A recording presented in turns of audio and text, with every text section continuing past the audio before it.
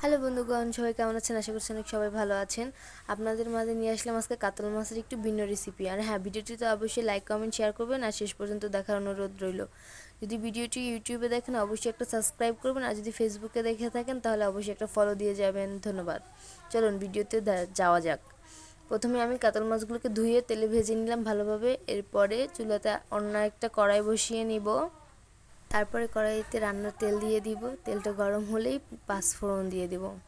আজকে রান্নার মেইন উপকরণটা হচ্ছে পাঁচফোড়ন। তারপর আদা বাটা রসুন বাটা দিয়ে দেবো 1 চামচ করে। তারপরে আস্ত এলাচ দারচিনি লবঙ্গ গোলমরিচ দিয়ে দিব। এরপরে পেঁয়াজ কুচি দিয়ে দিব। তো এগুলোকে ভালোভাবে ভেজে নিব যাতে কাঁচা গন্ধটা না আসে। যখন একটু হালকা রঙটা চেঞ্জ হবে দেখবেন, তখনই মনে করবেন যে ভাজা হয়ে গেছে।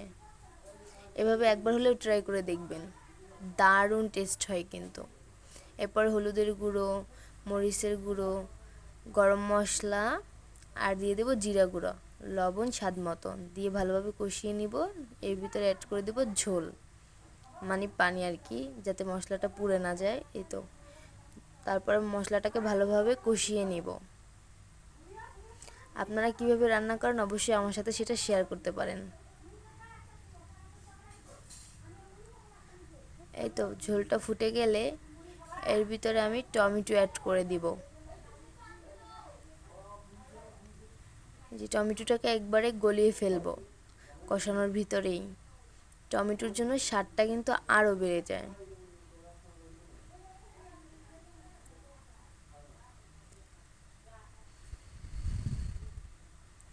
এই তো ভালোভাবে একটু কষিয়ে নিচ্ছি আর কি।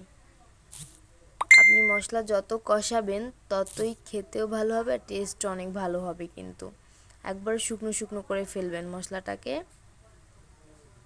যতক্ষণে না তেলটা উপরে চলে আসতেছে ততক্ষণ কষাবেন। রান্নার মূল উপকরণটাই হচ্ছে কি জানেন, মশলাটা কষানো। আপনি মশলাটা যত বেশি কষাবেন রান্নার স্বাদটা কিন্তু ততই বাড়বে। এই যে দেখতে পাচ্ছেন তেলটা উপরে চলে আসছে, এই যে মশলাটা অনেকটা কষিয়ে ফেলেছি, একবার শুকনো বানিয়ে ফেলেছি।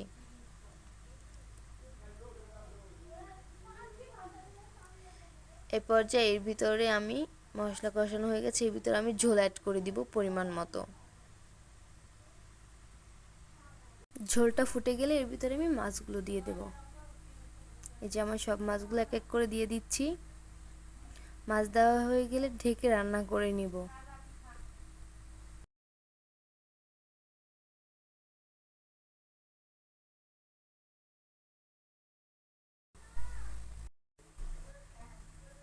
কাঁচা মরিচ গোটা দিয়ে দিব, এতেও স্বাদটা কিন্তু বাড়বে। এভাবে একবার হলেও বাড়িতে ট্রাই করবেন, দেখবেন যে মুখে স্বাদ ফিরে এসেছে। এই তো আমার রান্না প্রায় কমপ্লিট। তারপর আমি ভাজা জিরার গুঁড়ো দিয়ে দিয়েছিলাম উপর থেকে। দারুণ হয়েছিল খেতেও। আজকে বিদায় নেওয়ার পালা। ভিডিওটি এই পর্যন্তই। দেখা হবে পরবর্তী কোনো এক ভিডিওতে। সে পর্যন্ত সুস্থ থাকুন, ভালো থাকুন। আল্লাহ হাফেজ।